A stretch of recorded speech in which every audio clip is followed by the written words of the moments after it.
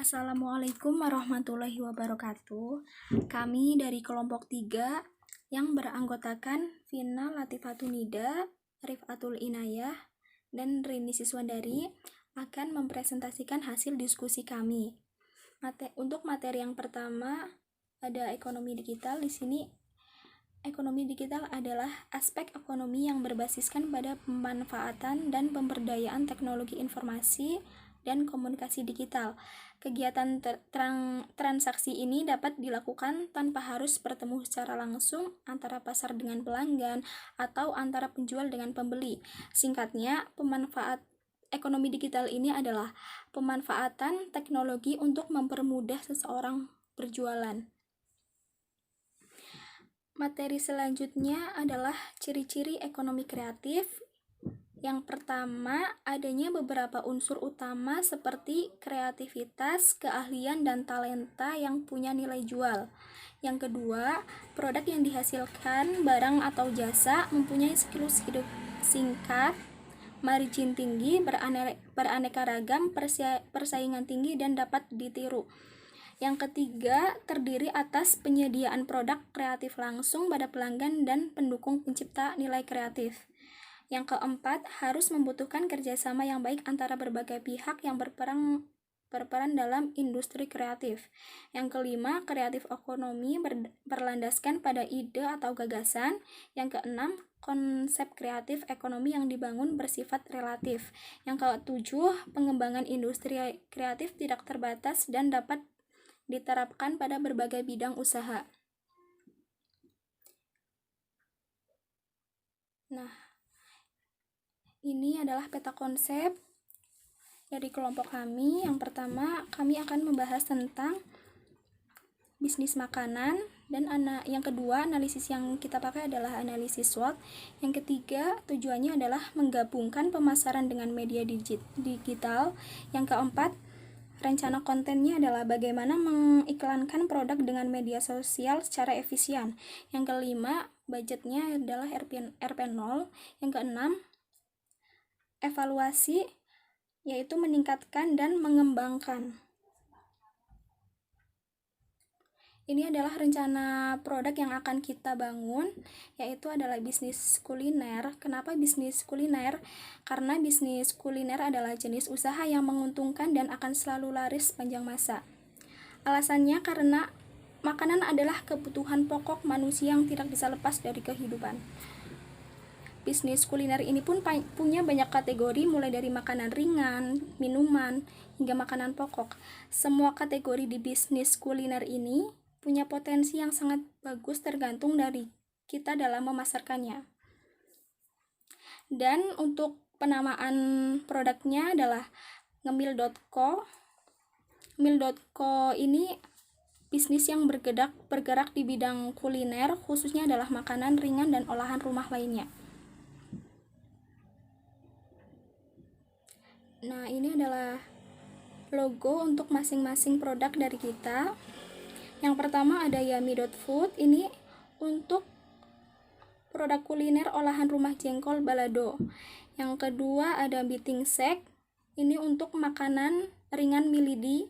Dan yang ketiga ada Dapur Mamah Yahya, ini untuk makanan ringan makaroni kering. Presentasi selanjutnya akan disampaikan oleh saya sendiri, Vina Latifatunida. Saya akan menyampaikan mengenai analisis yang kami gunakan terhadap bisnis ngemil.co. Analisis yang pertama yaitu analisis SWOT yang terdiri dari strength, weakness, opportunity, dan threat.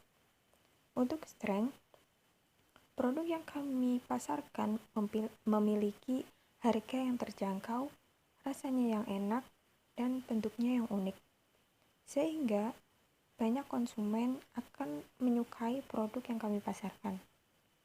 Maka dari itu, target pasar yang kami miliki menjadi fleksibel.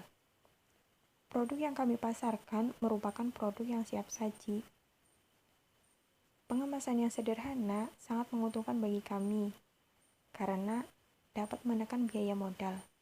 Bahan baku untuk produksi pun mudah didapatkan. Sedangkan untuk weakness, yaitu terbatasnya modal, varian rasanya kurang beragam, dan produknya mudah ditiru. Untuk opportunity, yaitu kondisi masyarakat yang semakin konsumtif sehingga mempermudah kami untuk memasarkan produk. Produk kami banyak diminati oleh setiap orang, mulai dari anak-anak, dewasa, maupun orang tua. Biaya pemasaran gratis. Sedangkan untuk trade, banyaknya pesaing yang menjual produk yang sejenis, dan munculnya produk baru yang lebih unggul. Untuk visi misi yang kami jalankan dalam bisnis kami adalah tersedianya modal yang memadai untuk produksi, memanfaatkan digital media untuk memasarkan produk secara efisien, membangun produk branding pada target market, dan mencapai target market yang lebih luas dengan sosial media. Selanjutnya, buyer persona profile. Kami memasarkan produk kepada anak-anak, remaja, dan orang dewasa. Karakteristik mereka yaitu konsumtif, cenderung mempunyai banyak waktu luang, khususnya untuk remaja, dan ibu-ibu yang sibuk. Untuk taraf ekonomi, konsumen kami berasal dari kalangan menengah ke bawah. Sedangkan untuk ketertarikan mereka yaitu cemilan ringan dan masakan dengan cita rasa yang enak. Selanjutnya adalah analisis pasar dan pemasaran.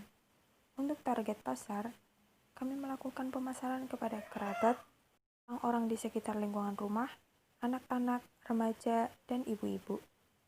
Untuk pesaing produk kami yaitu produk olahan buah, karena produk olahan buah telah memiliki posisi yang kuat di pasaran. Penjual makanan dengan produk branding di sekitar rumah, dan jenis cemilan lainnya. Untuk sasaran pembeli, yaitu masyarakat kalangan bawah, menengah, dan atas. Nah, selanjutnya itu strategi.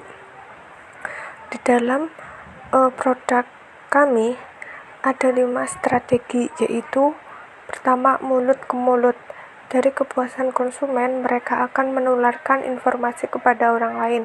Jadi misal kayak gini, saya sedang ngobrol dengan teman saya. Terus saya merekomendasikan jajanan enak yaitu ngemil.co dengan berbagai varian jajan dan berbagai varian rasa. Nah, di situ saya merekomendasikan kepada teman saya sehingga teman saya tertarik dengan produk yang saya berikan. Terus yang kedua ada sosial media. Jadi produk ngemil.co dari kelompok 3 yaitu dengan menggunakan sosial media. Pemasarannya itu bisa dengan Instagram, WhatsApp, toko. Nah, yang ketiga ada pengembangan produk. Meningkatkan kualitas dan memperbanyak varian rasa. Jadi di dalam produk kami itu ada varian rasa dan berbagai makanan ringan. Yang keempat ada pengembangan pasar, memperluas jangkauan pasar dan membuka reseller. Jadi barang siapa ada teman Anda yang ingin menjadi reseller di produk ngemil.co juga bisa dan menghubungi nomor yang tertera. Yang kelima ada langkah promosi. Langkah promosi membangun produk branding dan harga terjangkau. Nah, selanjutnya ada budget. Budgetnya itu 0 ya, biayanya 0. Dalam mempromosikan produk, tidak ada anggaran budget karena semua promosi dilakukan secara online melalui digital media dan selebihnya adalah dari mulut ke mulut oleh konsumen yang telah membeli produk. Kayak yang tadi saya bilang, kayak saya ke teman saya gitu. Itu yang dari mulut ke mulut. Nah, deskripsi produknya itu satu ada mie biting dan makaroni. Mie bitingnya itu ada mereknya yaitu mie biting sek. Mie biting atau mie lidi adalah cemilan era 90-an atau yang disebut Lidi-lidian adalah jajanan khas zaman SD tahun 90-an. Bentuknya unik, menyerupai lidi yang diberi bumbu pada pedas dan asin. Makanan ini terbuat dari tepung yang dicetak menggunakan cetakan sehingga menyerupai lidi dengan panjang kurang lebih 10 cm. Maka disitulah disebut lidi-lidian, biting-bitingan atau bahasa Jawanya. Atau lebih populer orang menyebutkan milidi. Usaha ini kami dirikan untuk lebih mengembangkan kemampuan kelompok kami dalam bidang berbisnis serta agar meraih keuntungan. Nah, di mie piting atau milidi dan makaroni itu ada varian rasa, yaitu pertama ada asin, balado, pedas biasa, pedas asin, dan pedas dajjal. Harganya itu sangat murah loh. Jadi satu milidi dijual dengan harga 6.000. Nah, penentuan harga 6.000 itu dari pertimbangan laba sebesar 30% dari harga pemasok. Tempat atau lokasinya itu diadakan penjualan kepada konsumen adalah di sekitar rumah, kampus, serta lokasi umum lainnya. Nah, bisa juga dilakukan dengan COD ya. Aspek permodalan dari proses usaha yang kelompok kami buat. Nah, kami membutuhkan modal usaha awal sebesar 60.000 yang saya harapkan bisa memenuhi kebutuhan usaha kelompok saya. Nah, di sini ada contoh gambar dari produk branding yang kelompok saya. Nah, di sini ada contoh gambar dari produk branding yang kelompok kami buat. Ada mie piting set, ada juga makaroni dan aneka cemilan lainnya. Yang kedua ada jengkol balado. Nah, bagi kalian yang tidak suka jengkol balado, ini bisa cobain jengkol balado dengan varian rasa. Jadi kayak gini, jengkol balado merupakan salah satu masakan rumahan yang sangat familiar.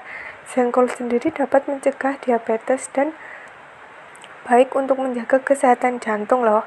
Jengkol yang dijual diolah menjadi jengkol balado dengan berbagai rempah dan rasanya yang legit dan gurih. Setelah diolah, jengkol akan mengeluarkan aroma khasnya yang bagi sebagian orang dianggap dapat menggugah selera dan memiliki cita rasa yang khas. Karena jengkol banyak ditemui di daerah sekitar rumah, maka jengkol menjadi alternatif terbaik untuk diproduksi dan menekan biaya modal. Walaupun jengkol mudah ditemui, tetapi tidak semua orang dapat mengolah jengkol menjadi masakan yang lezat. Maka dari itu, kami berinisiatif untuk mengolah jengkol menjadi produk yang dijual. Nah, bagi yang tidak suka jengkol, cobain dulu jengkol balado dari produk kami. Itu varian rasanya ada balado pedas manis. Nah, ada juga bisa request rasa sendiri ya. Harganya itu sangat terjangkau. Per kemasan 650 ml itu hanya 15.000.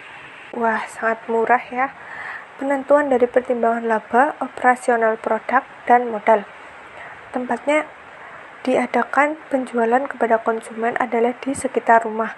Jadi, kami bisa mengantar jika Anda memesan ya.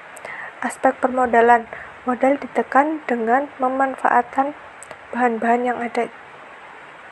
Nah, selanjutnya ini ada gambar jengkol ya. Jengkol lagi dimasak, sangat menggugah selera banget ya jengkolnya. Nih, bagi yang belum suka jengkol, cobain. Rasanya enak banget nih, bisa dicoba ya. Nah, demikian presentasi dari kelompok 3. Kurang lebihnya mohon maaf yang sedalam-dalamnya. Billahi taufiq wal hidayah. Wassalamualaikum warahmatullahi wabarakatuh. Selamat mencoba.